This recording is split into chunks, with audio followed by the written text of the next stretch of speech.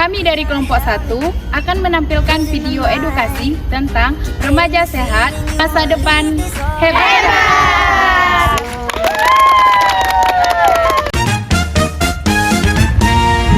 Dev, kita mau mulai nih.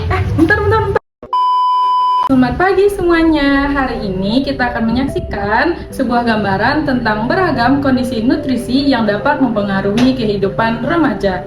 Nah, kita akan mengunjungi 4 kelas, di mana setiap kelas akan membahas materi yang berbeda-beda. Kelas yang pertama akan membahas tentang anemia, kelas kedua tentang kekurangan energi kronis, kelas yang ketiga akan membahas stunting, kelas yang keempat akan membahas obesitas. Mari kita mulai. Siang semuanya. Siang, Bu. Kita akan membahas mengenai anemia pada remaja. Silahkan perhatikan layar ya.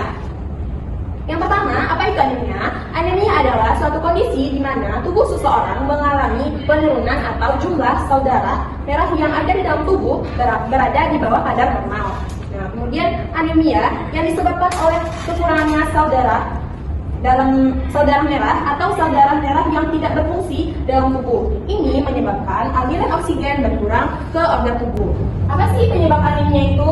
Penyebab anemia pada remaja yang pertama, yang paling utamanya itu adalah kekurangan zat besi. Yang kedua, kekurangan nutrisi seperti B12, asam folat, dan lainnya. Yang ketiga, remaja yang mengalami menstruasi berat dan tidak teratur.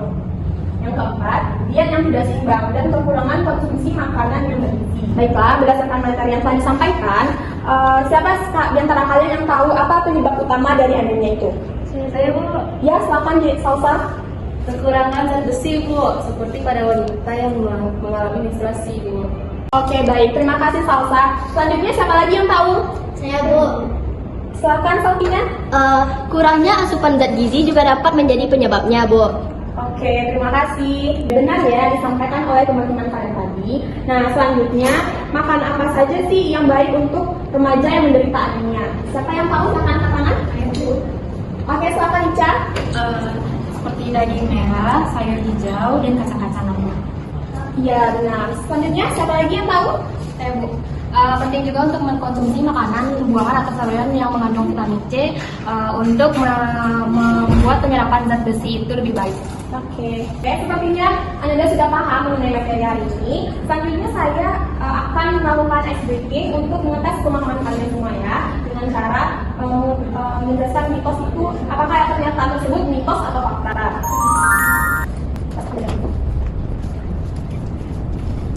Yang pertama nih, kalian simak ya semuanya.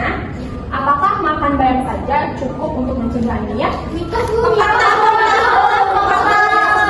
Oke, benar adalah mitos. Nah, kenapa mitos? Karena bayam itu tidak cukup untuk mencegah anemia. Jadi kita butuh makanan yang bervariasi. Nah, pernyataan kedua ya. Simak ya semuanya. Apakah anemia bisa menyebabkan kita mengantuk? Fakta. Oke, yang benar adalah fakta. Karena di saat kondisi kita anemia, itu oksigen kita tidak semuanya tercapai ke seluruh tubuh, sehingga akan menyebabkan kantuk. Pernyataan yang ketiga ya, kalian semua baik, oke? Oke, Bu. Nah, minum susu setelah makan sumber zat besi, apakah baik untuk penyerapan? Oke, yang benar adalah mitos. Kenapa mitos? Karena penyerapan sumber zat besi itu lebih baik diselingi dengan mengkonsumsi makanan atau minuman yang mengandung vitamin C. Oke, terima kasih ya Anda semua untuk kelas hari ini. Sampai jumpa di minggu depan. Oke. Selamat siang anak-anak. Siang, Bu. Untuk pelajaran kita hari ini, kita akan membahas tentang kekurangan energi kronis atau PEK.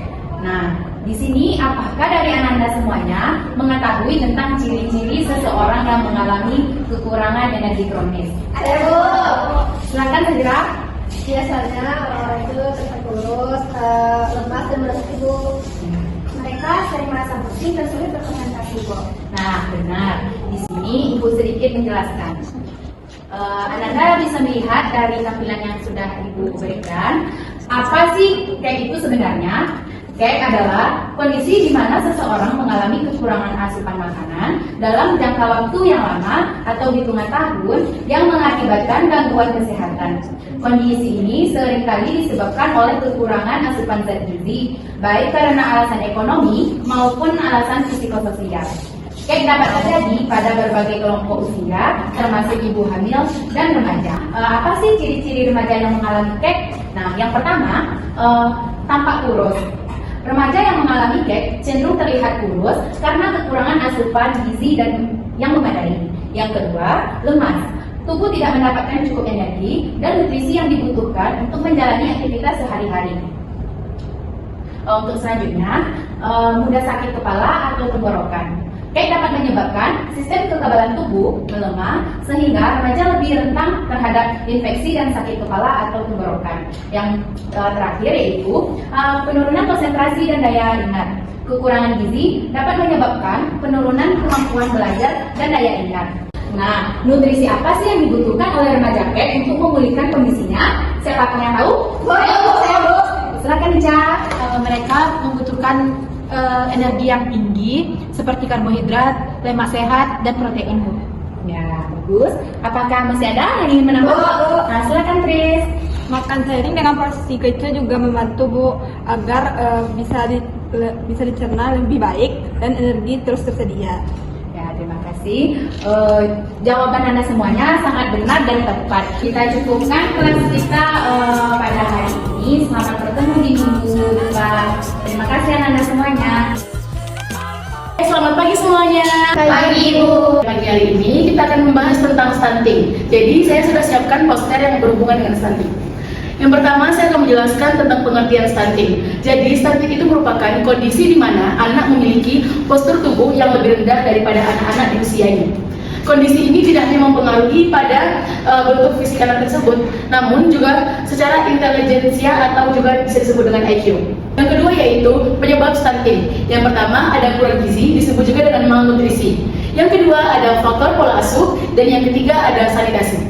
Kita lanjut pada dampak stunting. Yang pertama, tinggi badan di bawah rata-rata mengganggu metabolisme tubuh dan juga mengganggu pada perkembangan massa otot. Yang kedua, ada tingkat kecerdasan anak dengan menurunnya daya serap yang berimbas pada produktivitasnya saat beranjak dewasa.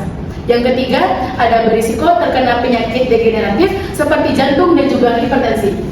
Oke, setelah saya menjelaskan, kira-kira ada yang tahu nggak ya sebenarnya stunting itu apa sih? Silakan Sylvie.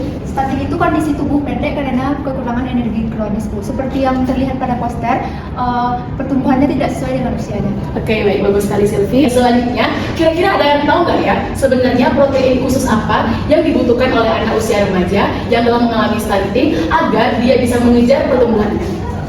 Silakan Syifa. Itu, Bu, orang remaja itu membutuhkan protein, karbohidrat kompleks, vitamin, dan mineral, Bu. Nah, yang mineral ini contohnya itu, Bu, seperti zat besi, zinc, dan kalsium, Bu. Oke, bagus sekali Syifa. Selanjutnya ada lagi? Ada, Bu. Silakan Leksa. Selanjutnya ada asupan yang bergizi dan seimbang, Bu. Contohnya seperti yang Ibu jelaskan di poster tadi. Oke, bagus sekali jawabannya. Pertemuan kita pada kali ini saya cukupkan sampai di sini. Sampai jumpa pada kali selanjutnya. Terima kasih.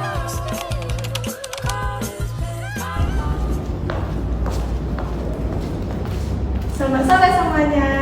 Sore, Bu. Nah, jadi pada pertemuan kali ini kita akan membahas tentang obesitas. Sebelum masuk ke materinya, Ibu akan membagikan brosur. Silakan dibaca dulu ya.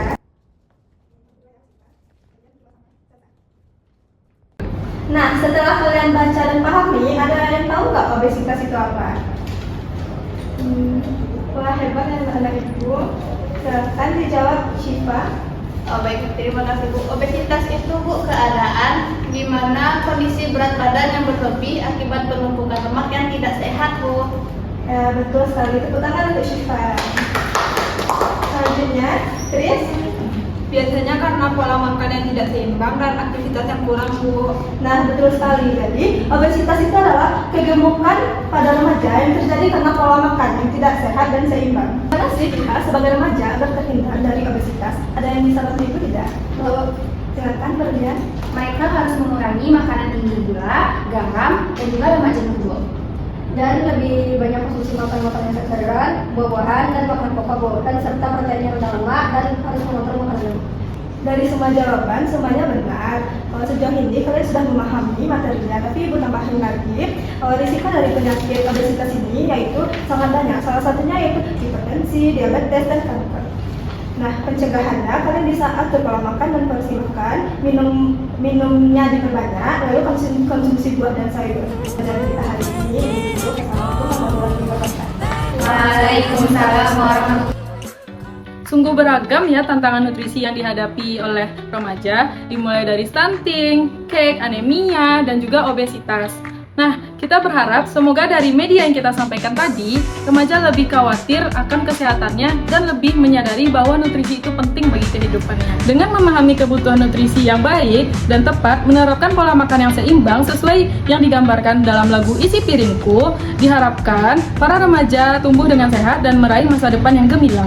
Ingatlah, nutrisi yang baik adalah investasi jangka panjang. Nah, Kementerian Kesehatan sudah menciptakan sebuah lagu yang berjudul Isi Piringku sebagai pedoman kita untuk mengingat apa saja nutrisi-nutrisi yang dibutuhkan oleh tubuh kita.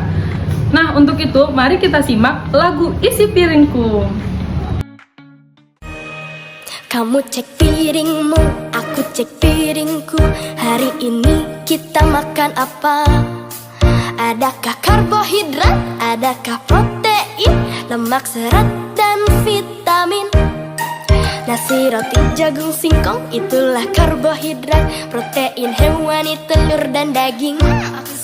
Protein nabati, ada tahu, tempe. Serat itu buah, sayur. Kita harus makan makanan sehat bergizi supaya tubuh bugar, hati pun jadi senang. Kita tumbuh hebat. Kita harus makan camilan kaya nutrisi supaya otak cerdas bisa fokus